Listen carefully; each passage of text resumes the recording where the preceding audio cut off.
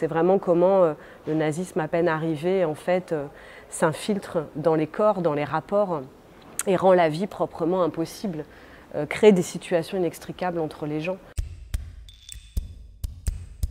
C'est pas du tout comme ça peut être parfois, on a des auteurs de compagnonnage de longue date, ou, voilà, qui nous accompagnent depuis longtemps, ou des œuvres qu'on connaît parfois depuis longtemps.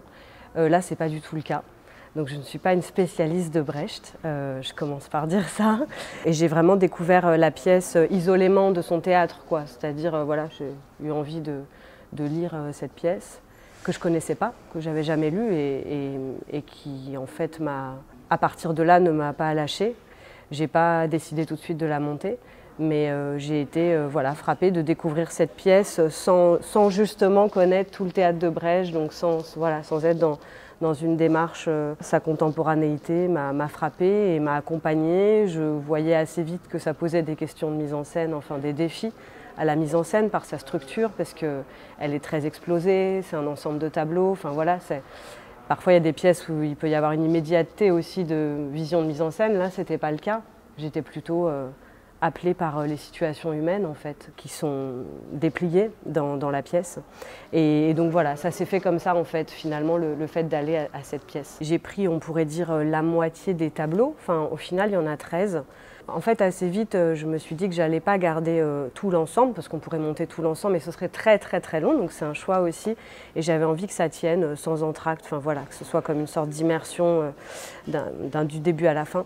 Et donc je savais qu'il fallait enlever des tableaux. Et c'est vrai que j'ai mis du temps à le faire, ce choix.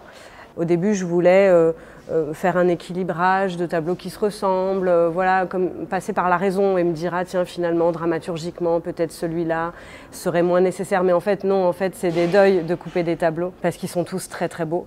Et donc en fait au bout d'un moment dans le cheminement, ça s'est fait de façon plutôt intuitive en fait.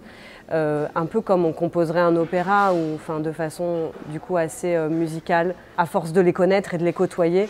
En fait, à un moment, c'est un peu comme une rêverie, et je me suis dit tiens, celui-là, il s'est plutôt passé que j'étais avec ceux qui restaient. Donc c'est ça qui a fait que dans la préparation, je me suis dit peut-être que l'enchaînement des tableaux, il faut trouver la fluidité, enfin une sorte de continuum, qu'est-ce qui fait qu'un tableau arrive après l'autre.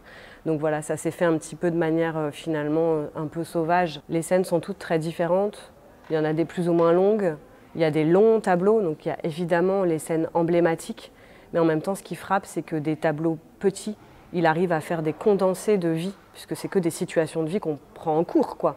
Il y a un côté très cinématographique comme ça, et donc ils ont chacun leur vertu, c'est-à-dire c'est étonnant comment souvent il y a une force des scènes incroyable à la fin des tableaux, comme si était ramassé à la fin tout ce qui devait aussi être montré ou démontré, on pourrait dire, ou ressenti. Comme, il y a une espèce de suspense permanent, donc ça c'est très à l'œuvre dans les longs tableaux. Mais c'est étonnant aussi la force des tableaux qui sont courts, parfois vraiment une page. Donc c'est un grand enjeu en mise en scène, parce qu'il faut leur trouver aussi leur durée, leur densité, parce que chaque tableau enveloppe une émotion incroyable, quoi. Il y a toujours un moment où c'est quand même c'est que des destinées, hein. On pourrait dire c'est le jour où le fascisme s'introduit dans la vie de quelqu'un de manière très concrète en fait. Et donc ça travaille sur la coulisse. On est dans des espaces plus ou moins intimes, mais c'est quand même un couple chez soi. C'est pas des espaces, c'est pas spectaculaire. C'est vraiment la vie pratique en fait. Dans donc les années 30, entre 33 et 38, puisque tout se passe avant la guerre, à partir de l'accession au pouvoir d'Hitler en 33.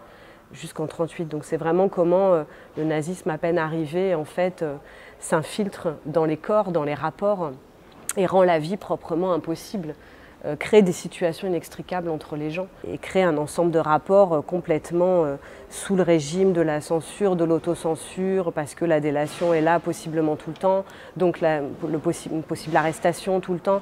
Donc ça tord les rapports qui sont habituellement basés sur la confiance aussi, que ce soit en amitié, en couple, enfin.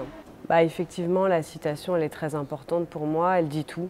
Je trouve ça étonnant d'écrire une pièce et de pouvoir dire que ça peut servir plus tard, d'avoir déjà le sens, que ça peut plus tard, au fond, recommencer. Ça, c'est quand même assez saisissant. Donc oui, effectivement, il a parlé d'avertissement, et je trouve que c'est le mot qui nous réunit tous en fait au travail, et qui acte tout le travail. C'est presque comme de nous immerger le spectateur dans une société qui a existé, et le fait de lui montrer les effets concrets, parce que ça dépasse du coup les faits historiques, c'est vraiment d'aller regarder comment ça se produit dans la vie des gens, y compris ceux qui ont voté Hitler. Ça c'est très fort parce que dans la pièce, c'est pas vous voyez, c'est pas schématique au sens, il y aurait les nazis, puis il y aurait les résistants, Non, en fait, c'est tous les gens qui font chacun comme ils peuvent, tous les corps de métier. Et on ne sait pas toujours qui a voté ou pas voté, qui était pour, qui était contre, mais il y a certains tableaux, il y a aussi ceux qui ont voté, ceux qui ont fait confiance, mais qui en pratique, eux aussi, il y a un tableau qui s'appelle « Le combattant de la première heure ». Donc c'est intéressant parce qu'il y a des renversements permanents dans la pièce, et à un moment, y compris le combattant de la première heure, le plus zélé, comme ils disent, il s'est fait coffrer. Donc en fait, ça je trouve que ça tient dans tout ça aussi, cette notion d'avertissement, c'est-à-dire aussi, on met un bulletin de vote et on pense quand on le fait que c'est aussi pour nos bonnes raisons, mais en fait, la pièce vient aussi, démonter les effets, enfin montrer les effets aussi d'une simple chose qui est aussi un bulletin de vote, on pourrait dire, en pratique. Donc ça, je trouve que c'est un matériau qui est fort et c'est ça aussi qui réunit fort, enfin qui soude aussi l'équipe. Enfin la contemporanéité, elle est frappante, c'est-à-dire de voir qu'à la fois il y en a des effets dans nos sociétés, on peut chacun sentir qu'est-ce que produit des effets d'autoritarisme sur nous, de fascisme. Ça se passe à tous les échelons de la vie. C'est même pas forcément gouvernemental, ça peut l'être bien sûr, mais ça peut être dans une entreprise, une famille. C'est intéressant déjà de regarder ça. Et peut-être que c'est ça qui peut être inquiétant, si déjà on remarque que certaines choses sont déjà à l'œuvre dans notre société, mais en même temps non, c'est bien aussi ce qui n'est pas encore le cas, parce que ça n'est pas pareil, c'est pas la même société non plus. Et donc avez-vous envie de cette société-là aussi? Êtes-vous sûr de vouloir recommencer? Cette distance entre ces années-là et nous, et dont Brecht parlait d'avertissement, c'est comme s'il sentait déjà la distance possible. Ben, ça devient aussi très intéressant de le monter aujourd'hui pour ça, quoi. Parce qu'on est au-dessus je veux dire, le tableau emblématique qui s'appelle La femme juive, lui, il écrit, voilà, c'est une femme dans son temps qui passe des coups de fil, qui va s'exiler. On est assez tôt, hein, on est en 35, je crois.